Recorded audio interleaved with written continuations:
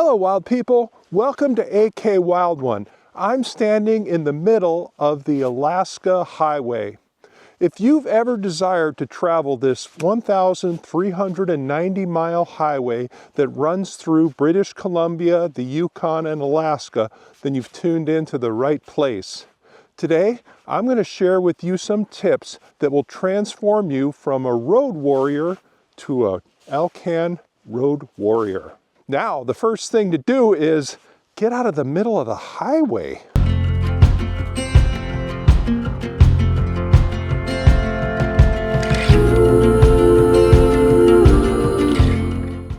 Before I get started, please remember these tips are for late spring, summer driving on the Alcan, not for wintry conditions. So basically, I'm talking about mid-May through mid-September, although it can snow pretty much any time on the highway. Driving on the Alcan during the winter requires a whole nother set of precautions and an entirely different video. The Alcan Highway has come a long way since its teeth-shattering days in 1942 when it was built as a military route during World War II. The Alcan was opened to the public in 1948, and by then it had quite a reputation. It had swallowed crawler tractors, it could swallow tires with giant potholes, and rocks the size of your fist could hit your windshield. Those were the days. Now it's a pretty decent road with the exception of some gravelly spots and potholes 30 miles from Beaver Creek and 30 miles on the other side of Beaver Creek. So basically it's not a bad road right now. As you would expect, many of my tips today are going to focus on vehicle maintenance. So let's get started. The first thing you want to do is make sure your tires have plenty of tread on them and that the PSI is at the right level. And you also want to make sure you're carrying a spare. Good tires are essential on the Alcan Highway.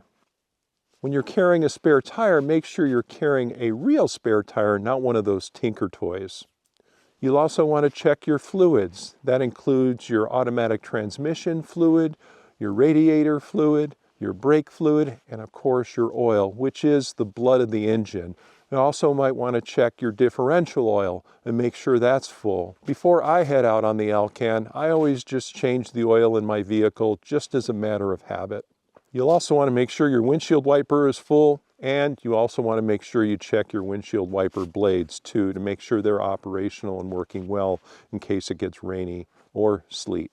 Check your air filter, check your belts, and also make sure your shocks are in operational order. I bring along a few emergency vehicle items. I make sure my tire jack works. And I also carry a small air compressor, a tow strap, jumper cables, and extra headlight bulbs. One of the things is you want to make sure you have a good weather window as you travel the Alcan. I usually go about 500 miles a day. And so I add these towns to my weather app: Dawson Creek, Fort Nelson, Muncho Lake, Watson Lake, Whitehorse, Haines Junction, Beaver Creek, and Tok. As I said before, I average about 400 to 500 miles a day, and I can check the weather on each town's anticipated arrival date. If I need to hold back a bit or push ahead a little faster, I can compensate based on how the weather is going to be on the road. Another thing I do is I drive with my headlights on, and I tend to avoid night driving, which is pretty easy in the summer because the days are so long. There are a lot of trucks out at night and they're hauling. There's also a lot of wildlife, including buffalo and moose, which leave a mark. You also might run into bears, sheep, caribou, deer, etc. So I want to avoid the dangers of wildlife along the road at night. And you'll see plenty of roadkill along the road, which is pretty sad when you think about it. You really want to be careful through Stone Mountain Provincial Park and Muncho Lake Provincial Park. This is an incredible wildlife corridor. You'll want to take your time going through these areas because chances are you'll probably see bear, moose, stone sheep, and caribou. Another thing I do is I avoid purchasing gas in the smaller towns, and I know this may be a little controversial, but what I found is you want to buy gas at the places that pump a lot of gas, that get a lot of gas.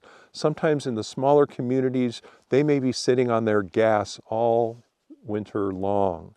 And I like to get fresh gas because I don't want my engine to get gunked up. As you can imagine, this has happened to me, and that's not a pleasant thing to have happen on a long road trip.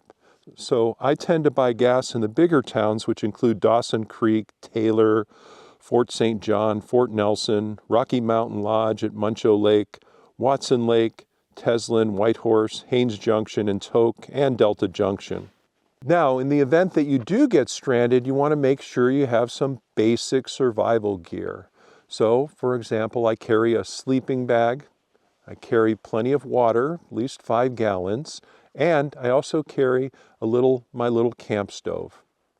Now, luckily I have a heater inside my van, but I think carrying a buddy heater wouldn't be a bad idea, or maybe some firewood in the event you need to warm up. So just getting a little bit of survival gear in case you need to spend a cold night out on the road. So this is a tip for Americans if you're having a hard time calculating distance using kilometers to miles. Well, just remember that a kilometer is 0.62 of a mile. So if you're trying to convert kilometers to miles, just remember to multiply 0.62 times kilometers. So for example, if you come across a sign that says 300 kilometers, 0.62 or 0.6 if you want to just round it off, 0.6 times 300 is 180 miles. And that might be helpful for we Americans who are metrically challenged. Another thing you might want to do too is if you're having a hard time understanding liters and how much that's costing you in gas, remember there are 3.7 liters in a gallon. And let's say that a liter of gas costs $1.50 a liter. So let's just round it off to 4 liters to a gallon. Let's just pretend that's the case.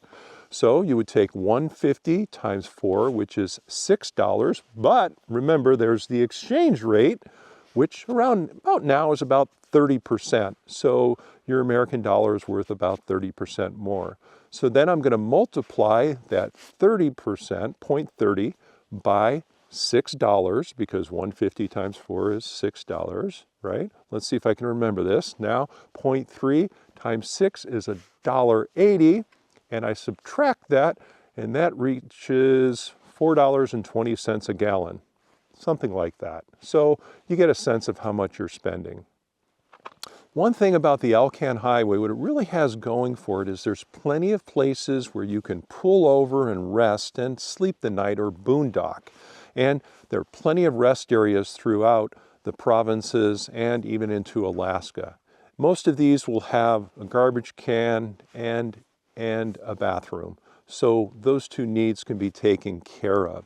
There are also little side roads that go down near the rivers, which are excellent places to camp. Let's just say there are plenty of places where you can boondock along the Alaska Highway, whether it's a rest area or some little side road going down to a creek. So make sure you take advantage of it. And make sure you pick up a little bit of litter. Sometimes the rest areas in the spring get a little trashy. I'm not sure why. There are trash cans there. So let's just be good citizens and be thankful for the wonderful services the Canadians provide along the Alaska Highway.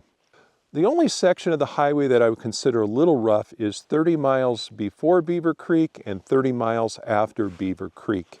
Here you'll find some frost heave brought on by melting permafrost, and you'll also see some gravel roads, which can be a little bit dangerous.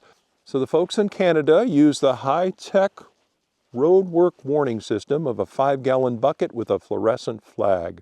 So if you see one of these alongside the road, be concerned. You might enter some frost heaves or some gravel roads. Now, when you're hitting the gravel sections right before Beaver Creek and also after Beaver Creek, beware. When you hit sections of gravel, maybe slow down. It might be a good thing to do for other drivers who pass you, and hopefully they're doing the same thing. This is where you're most likely to catch a rock from a passing vehicle and get a chipped windshield, as I did on this trip in late April, early May. It's a bummer, it hurts, it stings, but you might want to just mentally prepare yourself and your windshield that you're going to get a chipped windshield. It's a pretty good chance something like that might happen to you. So in a couple of episodes down the road, no pun intended, I'm going to share with you the story of my first trip down the Alcan back when I was just a youngster and how it changed my life when I decided to move to Alaska with $500 and an old pickup truck and my dog Bo. I decided to make the move and break my ties with the lower 48, and I haven't looked back since. So please look forward to that. So please, if you found value in this video, like, share, comment, do all those cool YouTube things. And you can also follow our adventures on AK Wild One on Facebook.